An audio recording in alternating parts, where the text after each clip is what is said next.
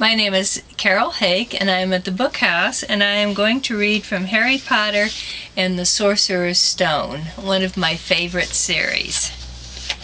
Chapter 1, The Boy Who Lived. Mr. and Mrs. Dursley of number 4 Privet Drive were proud to say that they were perfectly normal. Thank you very much. They were the last people you'd expect to be involved in anything strange or mysterious because they just didn't hold with such nonsense. Mr. Dursley was the director of a firm called Grunnings, which made drills.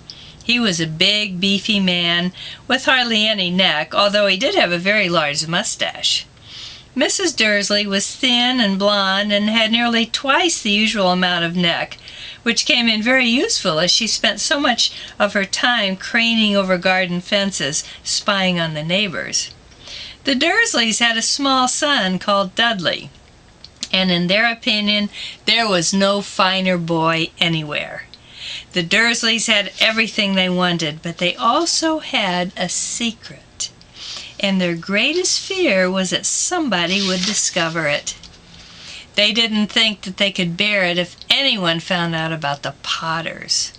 Mrs. Potter was Mrs. Dursley's sister, but they hadn't met for several years. In fact, Mrs. Dursley pretended she didn't have a sister, because her sister and her good-for-nothing husband were as un-Dursley-like as it was possible to be. The Dursleys shuddered to think what the neighbors would say if the Potters arrived in the street. The Dursleys knew that the Potters had a small son, too, but they had never seen him. The boy was another good reason for keeping the Potters away. They did not want Dudley mixing with a child like that.